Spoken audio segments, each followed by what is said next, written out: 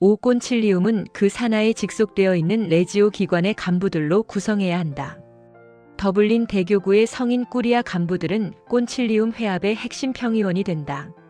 거리상의 이유로 대부분의 직속 평의회 평의원들이 꼰칠리움 원래 회의에 정기적으로 참석하기란 불가능하기 때문이다. 꼰칠리움은 더블린 꾸리아의 대표자 수를 조정할 수 있는 권한이 있다. 꼰칠리움의 영적 지도자는 아일랜드의 교회 당국이 임명한다. 7 직속 평의회의 간부 선거 결과는 꼰칠리움의 승인을 받아야 한다. 8 꼰칠리움은 통신원을 임명하여 먼 거리에 있는 직속 평의회에 대한 감독 기능을 수행한다.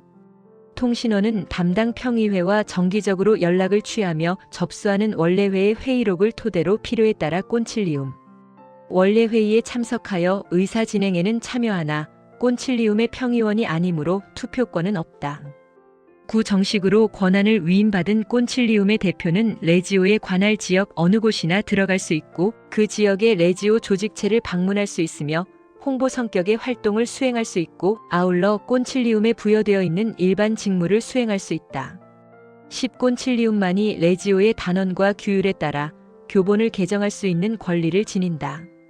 11 개정된 레지오의 규정은 대다수 레지오 기관의 동의 없이는 효력을 발생하지 못한다.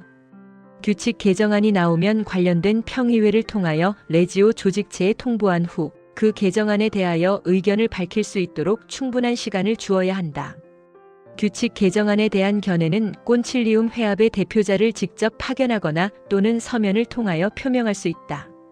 하느님의 권능은 참으로 무한하지만 당신의 지혜와 정의에 종속되어 있고 하느님의 정의는 무한하지만 당신의 이루 말할 수 없는 거룩함에 종속되어 있다. 하느님의 속성과 속성 사이에는 상호 깊은 이해가 흐르므로 서로 간섭하지 않는다.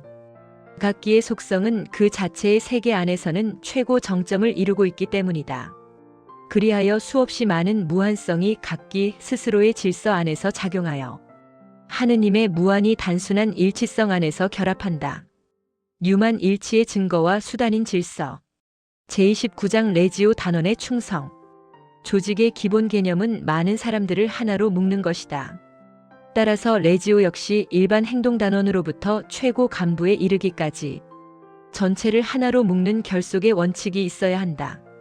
결속이 약화되면 조직의 생명마저 위협받기 때문이다. 자원단체에서는 충성이 결속의 접착제 역할을 한다. 레지오에서 충성이란 프레시디움에 대한 단원들의 충성, 꾸리아에 대한 프레시디움의 충성을 비롯하여 꼰칠리움, 레지오니스에 이르는 모든 상급 기관에 대한 충성과 교회 권위에 대한 충성을 말한다. 참된 충성은 단원이나 프레시디움 또는 평의회로 하여금 조직의 결속을 해치는 독자적인 행동을 경계하게 한다.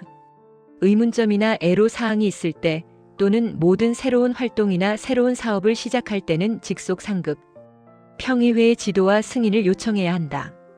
충성의 열매는 순명이다. 순명은 마음에 들지 않는 상황이나 결정도 기꺼이 받아들이는 것이다. 달갑지 않은 것을 선뜻 받아들이고 마음으로부터 순명하는 일은 언제나 쉽지 않다. 때때로 순명은 인간 본성을 뛰어넘는 영웅적인 행위를 요구하므로 일종의 순교와 같다고 할 수 있다. 로욜라의 성 이냐시오는 아낌없는 노력으로 순명하기를 결심하는 이들은 큰 공로를 쌓는다. 순명은 희생이 따른다는 의미에서 순교와 비슷하다. 고 말하였다. 레지오는 모든 자녀들이 조직의 정당한 권위에 대하여 영웅적이고도 유순한 순명의 정신을 지니기를 바라고 있다.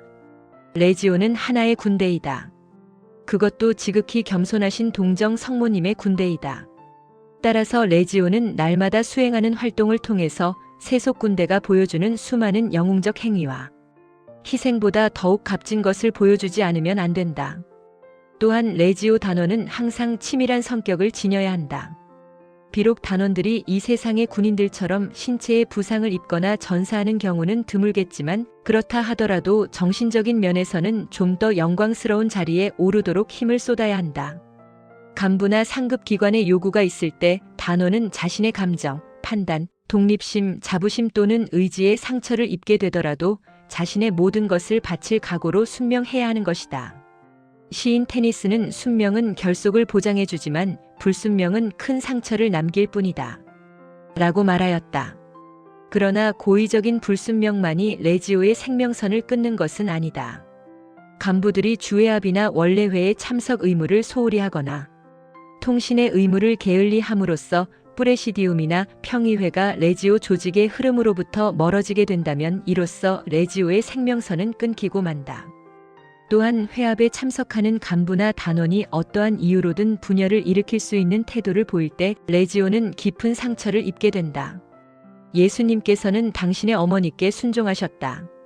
복음 사가들은 예수님께서 마리아와 요셉과 더불어 지내신 나자렛에서의 생활을 다음과 같이 기록하고 있다. 예수님께서는 부모에게 순종하셨으며 몸과 지혜가 날로 성숙하셨다. 루가 2, 51-52 참조. 혹시 이 성서 말씀에 그리스도의 신성과 모순되는 점이 있는가? 결코 그렇지 않다. 말씀이 인간의 육신을 취하신 것이다.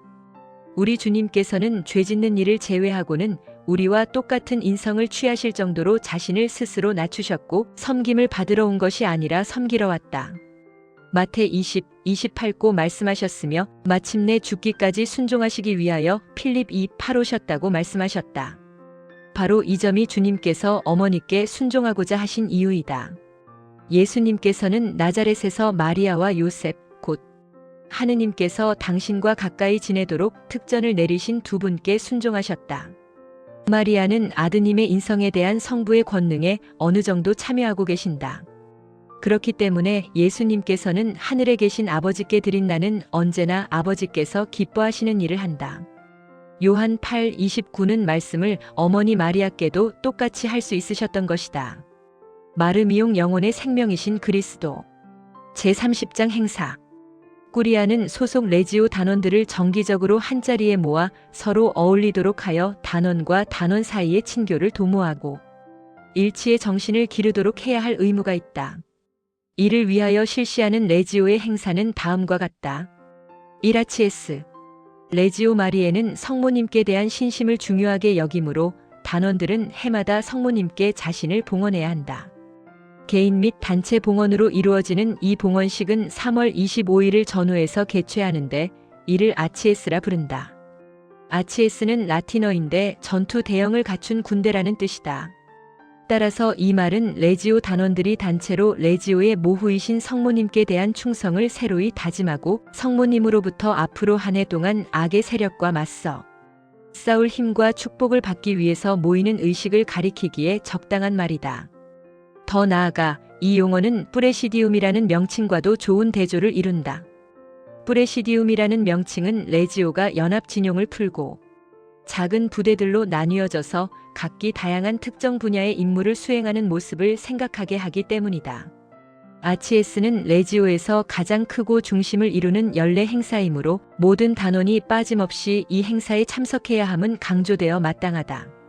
레지오의 근본 이념은 모후이신 성모님과 일치하고 성모님께 의탁하여 활동하는 것이다. 이 근본 이념 위에 레지오의 모든 것이 세워져 있다. 바로 이러한 성모님과의 일치와 의탁을 엄숙하게 표현하는 것이 아치에스 봉헌식이다.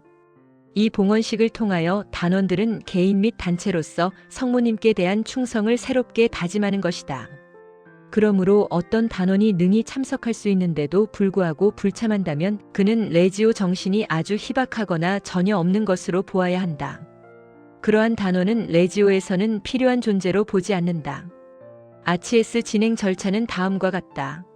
아치에스 봉헌식을 거행하기로 정한 날 단원들은 가능하면 성당에 모여야 한다. 적당한 위치에 원죄 없이 잉태되신 성모상을 모시고 꽃과 촛불로 꾸민다. 성모상 앞에는 대형 백실리움 모형을 세워놓는다. 백실리움에 관한 설명은 제27장에 실려 있다. 의식은 성가로 시작하며 이어서 시작 기도와 묵주 기도를 바친다. 그 다음 사제가 성모님께 대한 봉헌의 중요성에 대해서 강론을 한다. 강론이 끝나면 성모상을 향하여 봉헌 행진을 시작한다. 제일 먼저 영적 지도자들이 한 줄로 나가고 이어서 단원들이 역시 한 줄로 그 뒤를 따른다. 단원 수가 많을 때는 두 사람씩 짝을 지어 나갈 수도 있다. 백실리움 앞에 이르면 각 단원 또는 짝을 이룬 두 단원은 멈추어 선다. 그리고 백실리움의 깃대를 잡고 개별적으로 다음과 같이 말하며 자신을 성모님께 봉헌한다. 저의 모후, 저의 어머니시여, 저는 오직 당신의 것이오며 제가 가진 모든 것이 당신의 것이옵나이다. 봉헌이 끝나면 백실리움에서 손을 떼고 가볍게 절을 한 후 자리로 돌아간다. 단원 수가 많을 때는 이런 개별적 봉헌 행위는 상당한 시간이 소요된다. 그러나 의식 자체가 깊은 인상을 심어주므로 잃는 것보다는 얻는 것이 더욱 클 것이다.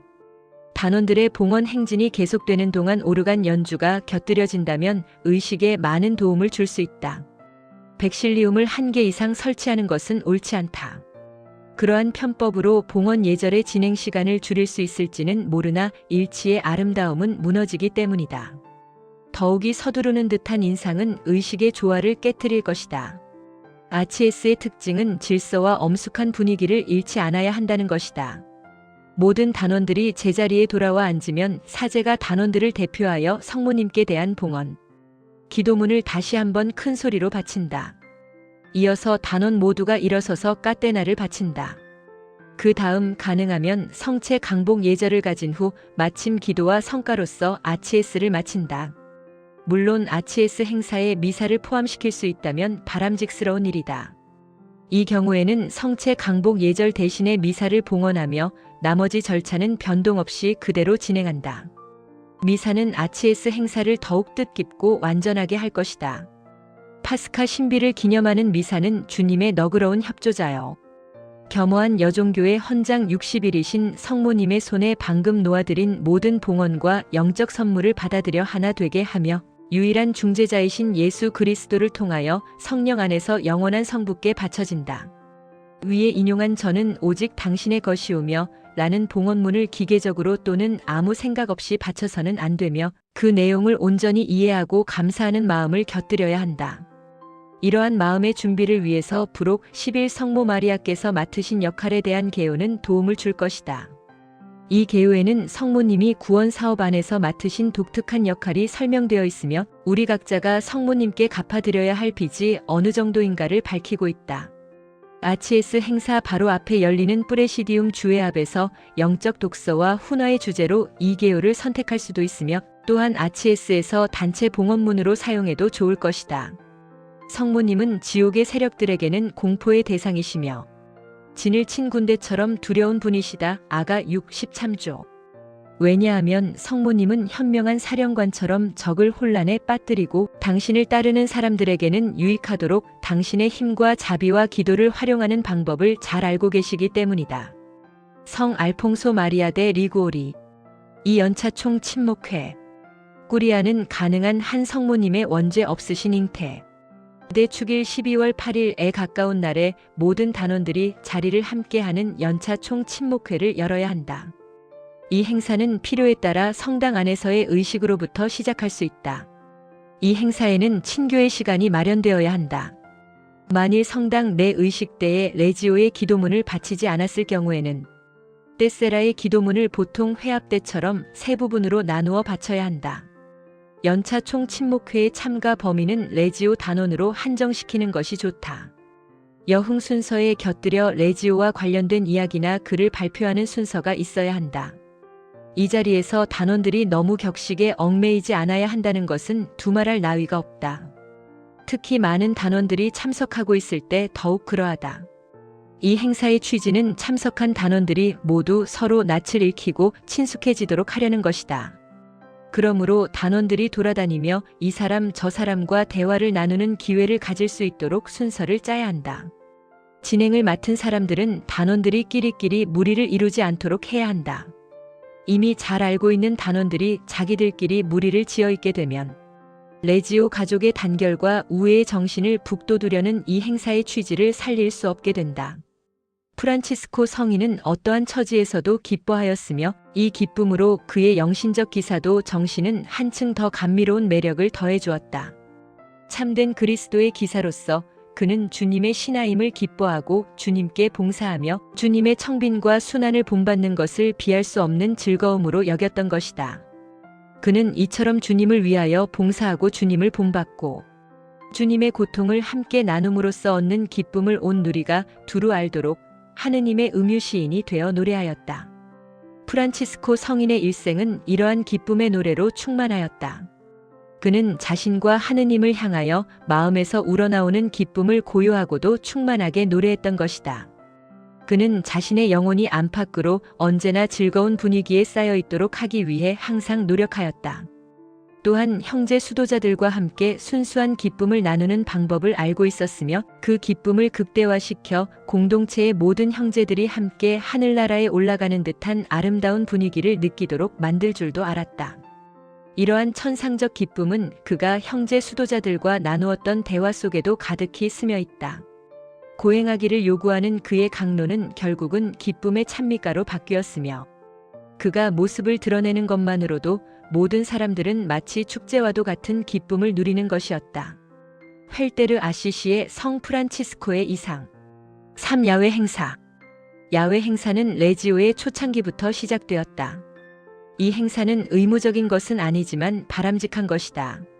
소풍, 성지 순례 또는 야외 모임의 형태로 실시한다. 꾸리아의 결정에 따라 꾸리아가 주관하는 행사로 할 수도 있고 또는 프레시디움이 단독으로 실시할 수도 있다. 후자의 경우에는 몇 개의 프레시디움이 모여서 합동 행사로 할 수도 있다. 4. 프레시디움 침묵회. 레지오는 모든 프레시디움이 복되신 동정 마리아 성탄 축일 9일, 8일을 전후하여 침묵회를 갖도록 강력히 권고한다. 많은 프레시디움이 있는 곳에서는 필요에 따라 몇 개의 프레시디움이 함께 모여 공동 행사로서 치를 수도 있다. 레지오 단원이 아니라도 마땅한 신자가 있으면 단원으로 끌어들이기 위해서 그를 초청할 수 있다. 프레시디움 침묵회에서는 프레시디움 주회합에서 하듯이 떼세라의 전 기도문 묵주기도 포함 을 세 부분으로 나누어 바칠 것을 권고한다. 기도 바치는 데 드는 시간은 그리 길지 않으나 성모님께 바치는 이 짧은 기도는 행사를 더욱 성공적으로 이끌어주는 값진 보상을 받게 된다. 레지오의 모후는 우리 즐거움의 원천이시므로 이 행사를 특별한 즐거움의 자리로 만들어 주실 것이기 때문이다. 노래 등의 여흥 순서 가운데는 레지오에 관한 간단한 담화 하나 정도는 곁들여야 한다. 그렇게 함으로써 모든 단원들이 레지오에 대해서 조금이라도 더 배우게 될 것이며 진행 순서 역시 다채로워질 것이다. 여흥만 계속되면 실증이 날 수도 있다. 5. 토론 대회. 레지오 최초의 토론 대회는 1939년 부활 주일에 클레어 꾸리아 아일랜드가 개최하였다. 이 첫 대회의 성공을 계기로 하여 다른 곳에서도 점차 열리게 되었으며 토론 대회는 이제 레지오 조직 안에서 자리를 굳히기에 이르렀다. 토론 대회는 꼬미시움 또는 꾸리아에 한하여 개최할 수 있다. 대회의 규모를 더 넓게 잡으면 이 대회의 근본 취지와 맞지 않을 뿐더러 기대하는 성과를 거두기 어렵다. 그러므로 그와 같은 큰 모임을 열 수는 있겠지만 토론 대회라는 이름을 붙이거나 토론 대회에 가름하는 모임으로 여겨서는 안 된다. 그러나 다른 지역의 평의원들을 토론 대회의 참관인으로 초청할 수는 있다. 꼰칠리움이 규정한 바에 따르면 이 토론 대회는 2년에 한 번으로 제한되어 있다. 이 대회는 온전히 하루를 바쳐야 한다. 피정의 집 같은 장소를 빌릴 수 있다면 많은 어려움이 해결될 것이다. 진행 절차는 가능하면 미사로 시작하고 영적 지도자 또는 다른 사제의 짤막한 강론이 있어야 하며 성체 강복으로 끝을 맺는다. 하루를 몇 등분하여 여러 차례의 회합으로 나누고 매 회합마다 하나 또는 그 이상의 주제를 다룬다.